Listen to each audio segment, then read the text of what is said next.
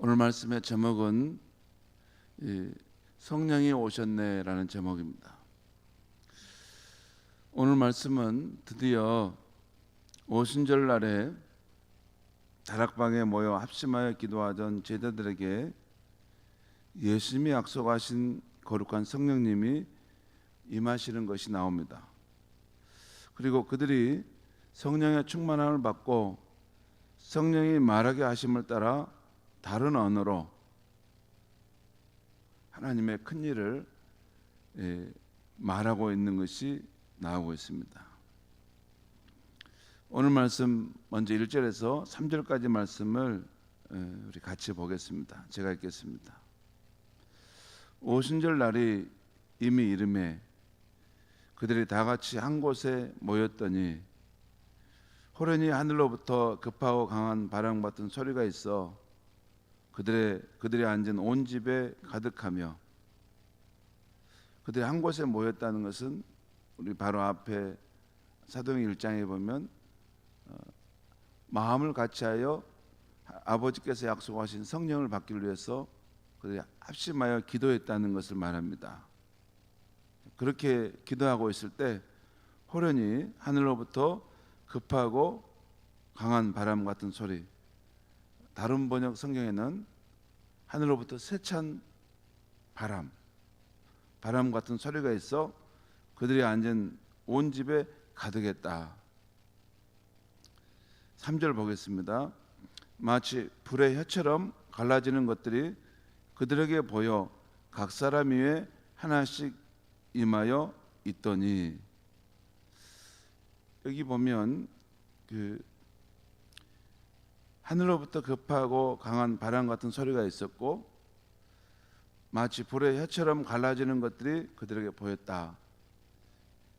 이런 표현 방식은 이 세상의 인간의 언어로 설명할 수 없는 신비한 일이 일어났다는 것입니다. 여러분, 이 세상은 3차원, 4차원의 그런 영역까지는 있지만 그 이상의 활동은 설명을 못합니다. 네, 하나님의 영이 임하실 때 어떤 현상이 일어나는데 그것은 인간의 언어로 이렇게 설명할 수 없는 그런 일들이 일어나는 것이죠. 여러분, 우리가 요한계시록에 천국에 대한 그런 모습을 그리는 말씀들이 나오는데, 여러분 성경에 나오는 그 천국에 대한 모습, 그림을 나타내는 것이 저자가 말하고 있는 그것이 정확하게 그것을 말하고 있을까요? 그럴 수는 없습니다. 천국은 우리가 사는 이 세상의 언어로 표현할 수 없는 전혀 새로운 차원의 세상인 것입니다. 그러니까 말을 하더라도 우리가 쓰는 이 언어는 그 천국의 세상을 표현할 수 있는 그런 표현 방법이 없는 것입니다. 그래서 고작 한다는 것이 비슷한 표현을 갖다 쓸 뿐이에요. 뭐뭐와 같았더라, 뭐뭐와 같았더라, 이렇게 표현할 뿐이지 정말 그것이 천국이다라고 표현할 수도 없고 언어로 말할 수도 없고 또 우리도 그것을 알아들을 수도 없는 것입니다. 그냥 그와 같았더라라고 하는 이 정도로 알 뿐입니다. 이처럼 초대교회 이 성도들이 오순절날 급하고 강한 바람처럼 임하고 불의 혀처럼 갈라지는 이런 성령의 역사하심은, 이것은 이 세상에서 일어나는 사건이 아니기 때문에 이 하나님께서 영으로 직접 임하셔서 자신을 임재를 드러난 것이기 때문에 이것은 뭐라고 표현해도 한계가 있는 것입니다. 아무튼 그래도 비슷하게 표현한다면 하늘로부터 급하고 강한 바람 같은 소리가 있었고 불의 혀처럼 갈라지는 것들과 같은 어떤 현상이 그 안에서 일어났다는 것이에요. 진짜 사람이 말하는 이런 불이었다면 사람이 타서 죽겠죠. 그런데 강한 불이 일어나고 사람에게 이렇게 각 사람의 불이 머릿속에 임하는데, 위에 임하는데 이 사람이 타지는 않는 것입니다. 뭐 어떤 현상이 일어난 거예요. 놀라운 현상이. 그것은 하나님이 신비한 방법으로 임재한 것인데, 하나님은 늘 일상 그렇게 임재하는 것이지만 우리 인생은 그걸 본 적이 없기 때문에 그 신비한 것이죠. 아무튼 각 사람에게 임하였다는 것입니다. 그리고 4절 말씀 보겠습니다. 그들이 다 성령의 충만함을 받고 성령이 말하게 하심을 따라 다른 언어들로 말하기를 시작하니라. 아무튼 어떤 하나님이 임재하시는 어떤 신비한 현상을 경험했는데, 그것을 각 사람이 경험하게 되었고, 또 성령의 충만함을 받아서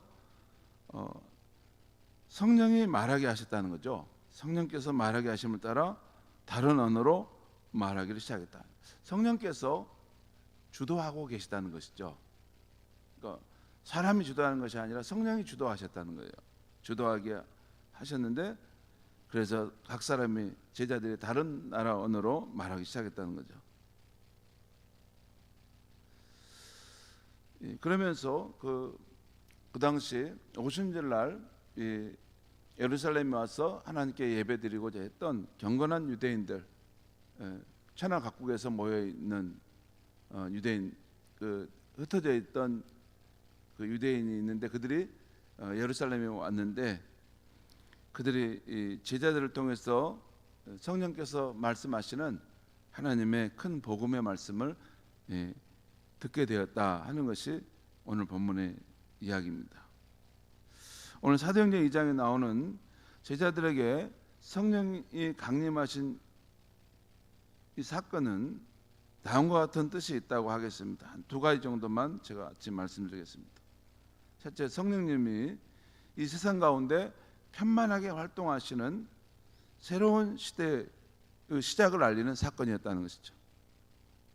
구원사적으로 볼 때 하나님께서 창조적인 역사를 행하시고, 또 하나님께서 그 선지자와 왕들을 통해서 역사하시는 그 일을 하시는 시대가 있었고, 또한 하나님께서 이 사람의 몸을 입고 이 땅에 오시는, 그래서 사람들과 함께 하시는 그런 예수 그리스도의 시대가 있었는데, 이제는 이 성령님께서 친히 오셔서 주도적으로 하나님 나라 일을 펼치시는 시대가 열렸다는 것입니다.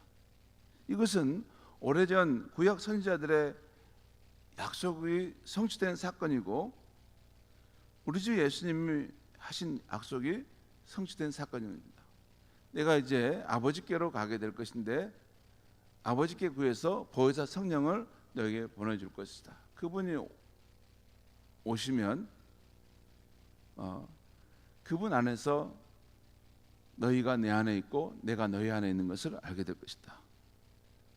그분이 반드시 오실 것이다 라고 약속하셨는데, 그 예수님의 약속이 성취된 사건이 이 성령님이 이 예수를 믿는 사람들에게 임한 것입니다. 이후에 베드로의 설교에 나오듯이 하나님이 요엘 선지자를 통해 약속하신 하나님의 영을 모든 육체에 부어주리라는 예언이 성취된 사건입니다. 그 요엘 선지자가 그 예언하죠. 마지막 때에 이런 일이 있을 것이다. 하나님께서 그 영을 각 사람에게 부어줄 것이라는 것이죠.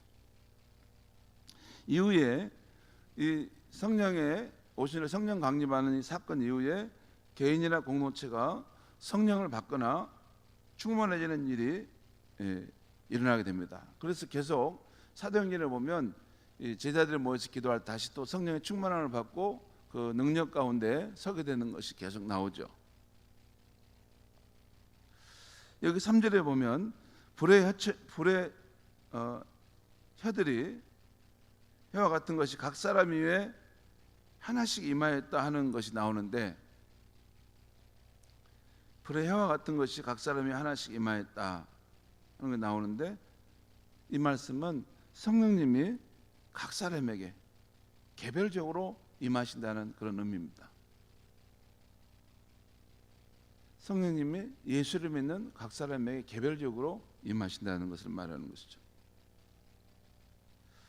아무튼 성령님이 이 세상 가운데 편만하게 활동하시는 이 새 시대의 시작을 알리는 사건이 오순절날 성령 강림 사건입니다. 두 번째는 성령님이 예수를 구주로 전파하여 온 세상을 구원하는 복음 선포의 시대의 시작을 알리는 사건입니다. 여러분 잠깐 생각해 보시죠. 예수님 때도 성령에 대한 말씀도 하셨고, 예수님 때도 하나님 나라 또 우리 주 예수님의 복음이 전파되는 일들이 있었어요. 그때는 하지만 그때는 예수님을 중심으로 한 그러한 사건이었고, 이제 오순절 성령 강림 사건 이후에는 이것이 한두 사람이 아니라 예수를 구주로 믿는 모든 사람에게 성령이 임함으로 그들을 통해서 이렇게 마치 민들레 홀씨가 수억 많은 홀씨가 터져가지고 팍 퍼져나가듯이 성령님께서 그들을 통해 예수를 구주로 전파해 온 세상을 구원하는 복음 선포의 시대의 시작을 알리는 사건이 이 오순절 성령 강림 사건입니다. 오늘 본문을 보면 4절에 성령이 말하게 하심을 따라 다른 언어로 말하기 시작했다고 하고 있어요. 그러면서 또한 천하각국에서 온 경건한 유대인들이 모두 자기 나라의 말로 듣게 되었다. 여기 보면 16개 국가에서 온 사람인데 자기 나라의 언어로 듣게 되었다는 것입니다. 그리고 그들이 들은 것은 11절에 보면 그들이 다 각 나라의 언어로 하나님의 큰 일을 말함을 들었다라고 말씀하고 있어요. 여러분, 하나님의 큰 일, 하나님의 위대한 일을 말하는 걸 들었다고 했는데 이게 뭘까요? 그 뒤에 사도행전 2장에 보면 뒤에 베드로가 이게 유대인들을 설교하는 내용이 나오죠. 그 설교의 핵심이 뭡니까? 사람들이 십자가에 죽였던 그 예수가 하나님 보내신 구원자라는 것입니다. 실상 그분이 바로 우리의 죄를 담당하셔서 십자가에 죽으셨고, 누구든지 예수를 구주로 믿을 때 그가 구원함을 받고 죄 용서함을 받고 하나님의 자녀가 되는, 하나님의 백성이 되는 그러한 은혜를 받을 것이다라는 것입니다. 이것이 하나님의 이 큰일, 구원의 역사라는 것이죠.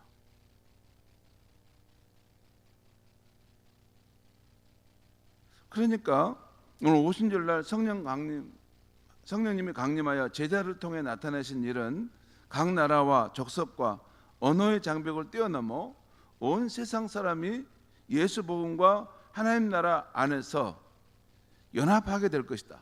구원받아 연합하게 될 것임을 보여주는 사건입니다. 특별히 여러분, 오순절날 그 16개 나라에서 온 사람들이 각기 다른 언어로 예수 구원의 복음을 들었고, 그들이 그 가운데 회개하고 믿음으로 구원받는 역사가 나타났죠. 그렇지 않습니까? 이것은 이제 성령께서 예수 구원의 복음을 모든 민족에게 전파하셔서 온 세상 사람들이 구원을 받고 하나님 나라에 속하는 이러한 일이 일어나게 될 것이라는 것을 보여준 사건이라는 것이죠. 우리가 알다시피 이후에 사도행전의 기록은 예수 구원의 복음이 예루살렘에서부터 시작하여 땅까지 어떻게 그것이 확장되어 가는가를 계속해서 보여줍니다. 그리고 사도행전 28장까지 가는데 거기서 끝났을까요? 아닙니다.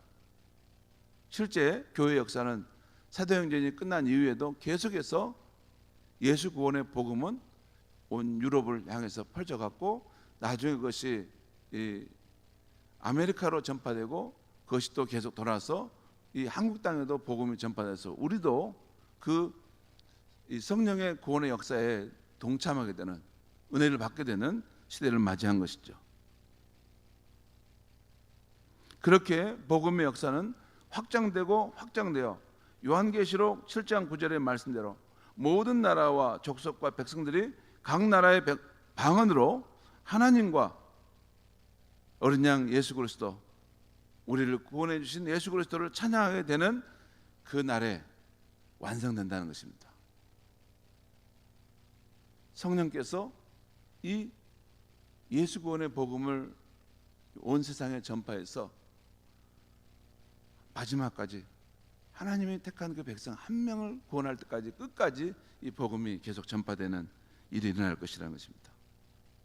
지금도 온 세계 가운데 예수를 구주와 주님으로 믿는 교회와 성도들을 통해 성령 하나님은 이 복음 전파의 역사를 펼쳐가고 계십니다.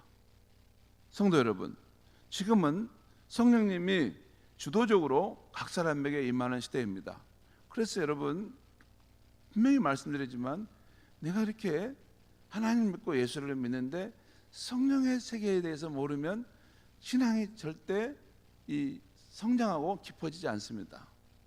성령은 살아있는 인격체로서 우리 삶에 역사하시기 때문에 그분의 삶을 모르면 우리가 신앙을 가졌다 하더라도 율법적이고 화석화된 신앙이 될 수밖에 없습니다. 살아있는 생명력 있는 그분과의 인격적인 만남이 있고 접촉이 있고 늘 삶 속에서 실제 하시는 것을 경험할 때 그의 인생이 달라지고 새로워집니다. 그래서 성령은 그냥 책에서 나오는 그냥 교리적으로 나오는 분일 수는 없습니다. 그가 진정으로 살아 역동하는 크리스찬이라면 성령 하나님이 그의 삶 속에서도 실제하는 것입니다. 이것은 내 경험 속에서 성령님을 경험할 때 때로는 실패하고 넘어질 때도 있습니다. 그렇지만 그러더라도 다시 일어나서 계속해서 성령을 사모하고 의지하고 성령과 함께하는 삶을 살아가고 시도해 갈 때 결국에는 그 사람이 성령의 사람이 되어질 것입니다. 성도 여러분, 성령님은 지금도 구주 예수님의 복음을 모든 사람에게 전파하여 하나님 나라 백성으로 불러 모으는 시대입니다. 이 일을 위해서 지금 온 세계 우리 주 예수님의 교회들을 불러 깨우고 있고 또한 우리 교회도 함께 참여하라고 부르심을 받은 줄 믿습니다. 오늘도 우리 모두 성령의 충만함을 받아야 하겠습니다. 어제도 우리 1교구 성도님들이 연양동 국민은행 앞에서 이렇게 예수님 복음을 전하고 전도하는 일을 했다고 하는데 참 귀하고 아름다운 일입니다. 여러분, 우리가 이걸 생각해요. 하나는 여러분 예수를 믿게 되면 정말 세월이 지나면서 예수님이 진정으로 우리 인류의 구원자라 하는 것을 우리가 깊이 확신해 갑니다. 그 외에 다른 길은 없겠구나 하는 것을 확신해 가요. 이 부분은 더 분명하고 선명해집니다. 그런데 이 예수님이 우리의 구원자, 인류의 구원자라는 것을 이렇게 전하는 데는 우리가 때로는 용기가 안 나고 두려운 마음이 들 때가 있습니다. 그래서 어떤 한계를 느낍니다. 이것을 이 마음의 장벽을 넘어서야 되는데 이걸 넘어서서 정말 예수 증인의 삶을 내가 살아야 되겠는데 그 한계 안에서 이 괴로운 마음이 될 때가 있습니다. 그런데 그것을 넘어서게 하는 능력과 힘의 원천이 성령님인 것입니다. 그래서 성령의 충만함을 받아야 되는 것입니다. 성령의 충만함을 받으면 사도행전에 나오는 제자들처럼 그렇게 예수를 전하는 삶에 담대함이 생기는 것입니다. 여러분, 우리가 두려워하던 담대함이 있든 아무 상관없습니다. 실제 예수는 온 세상 사람을 구원할 수 있는 하나님 보내신 구원자이시고 우리 가운데 오신 임마누엘 하나님이십니다. 그분을 전해야 합니다. 그분을 만나는 사람마다 구원함을 받고 영원한 생명을 얻을 것입니다. 그분을 회피하고 그분을 거절하고 그분을 부시하고 가벼이 여긴 사람은 자신의 죄에 대해서 감당할 수 없는 두려움 가운데 서는 날이 올 것입니다. 우리가 이 생명을 얻는 영원한 구원을 얻는 이 복음을 알고 있는데 전하지 않으면 안 되는 것입니다. 그렇다고 해서 내가 바로 가서 예수는 막 이렇게 그렇게 전하지 않아도 됩니다. 우리의 삶 속에서 어떤 상황 속에서든지 사람들에게 기회가 올 때는 자네 교회 다닌가? 자네 교회 다닌가? 나는 교회 다니니까 참 좋네. 내가 믿는 예수를 자네도 한번 믿어보지 않으려나? 이렇게 말할 수 있어야 하는 것입니다. 직분을 받았으면서도 장로가 되고 권사가 되고 안수입사가 되면서도 내가 알고 있는 그 예수 그리스도를 내 마음속에만 품고 있고 벙어리처럼 아무 말도 못하는 그런 신앙은 예수님이 볼 때 위험하다고 보는 것입니다. 위험하다고 보는 것입니다. 우리는 예수 구원의 복음을 받은 사람입니다. 그리고 또한 우리는 성령의 능력을 받아서 이 일을 감당할 수 있는 그러한 약속을 받은 사람입니다.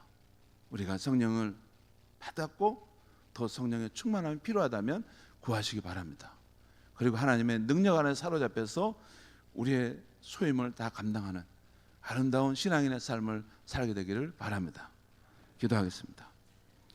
하나님 아버지, 오늘 이 아침에도 우리 가운데 예수 구원의 복음을 편만하게 전하도록 성령이 오셨다는 말씀을 전했습니다. 성령님이 오셔서 우리 앞선 믿음의 선인들의 삶을 붙드셔서 그들이 생명을 다해 예수 구원의 복음을 온 세상에 전해 주었습니다.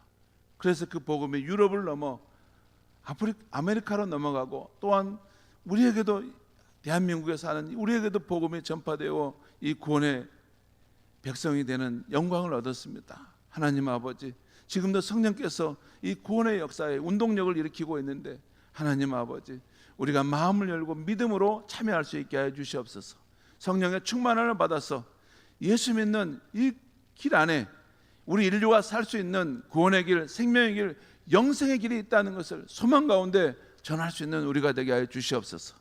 하나님, 우리의 날이 세월이 지날수록 우리가 이 복음의 증인의 삶을 살아야 된다는 것을 아는데 우리의 한계 안에 부딪힘을 느낄 때가 많습니다. 우리의 힘으로는 할 수 없겠다는 생각이 들 때가 많습니다. 그럴 때마다 가장 가난한 마음으로 주여 내게 성령의 충만함을 베풀어 주시옵소서. 임마누엘 하신 하나님인 그 예수의 영을 받아서 그 복음의 증인의 삶을 살게 하여 주시옵소서라고 기도하고 우리의 삶이 장벽을 뛰어넘는 한계를 넘어서서 복음의 증인의 삶을 살아서 생명을 살리는 구원의 역사가 있게 하여 주시옵소서. 예수님의 이름으로 기도하옵나이다. 아멘.